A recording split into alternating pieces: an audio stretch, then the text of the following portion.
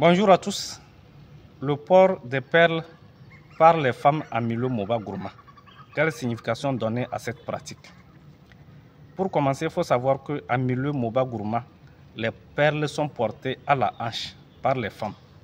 C'est bien vrai que vous pouvez voir des femmes porter les perles de façon croisée au tronc.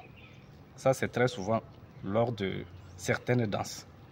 Ici, je parle du port des perles à la hanche par les femmes.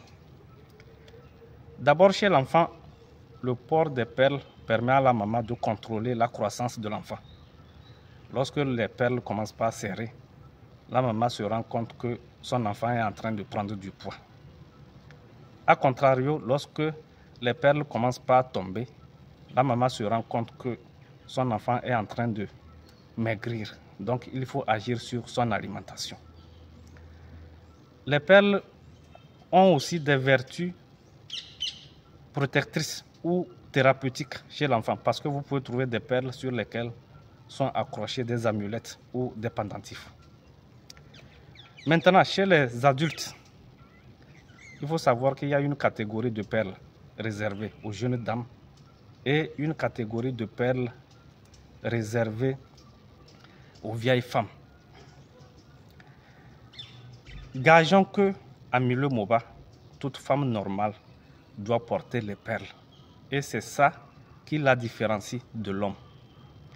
Personne ne voit dans le noir.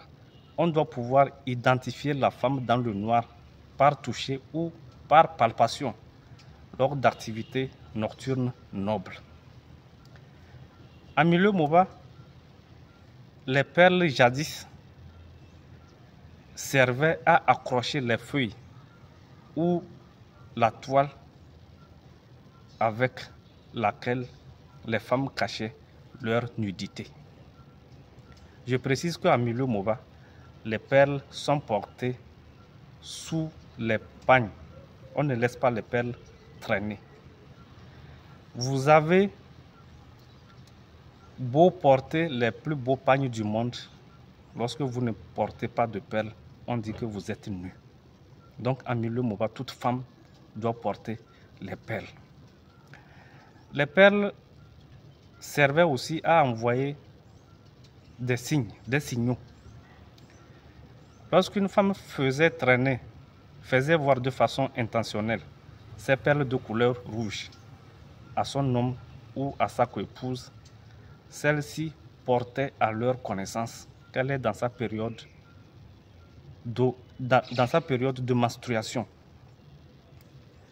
Et elle faisait savoir à son époux son incapacité de pouvoir se mettre à sa disposition.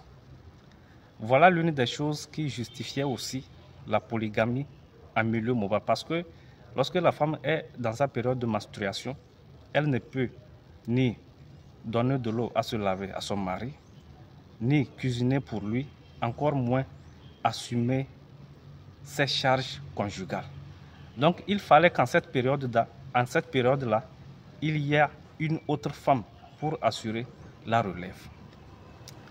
A contrario, lorsque la femme faisait voir de façon intentionnelle ses perles de couleur blanche ou de couleur bleue à son mari, elle portait à la connaissance de ce dernier qu'elle est disponible, ou elle voulait faire savoir à ce dernier qui aurait pu oublier que c'est son tour de garde. Les perles aussi étaient un objet de séduction et d'attirance. Ça attire l'homme.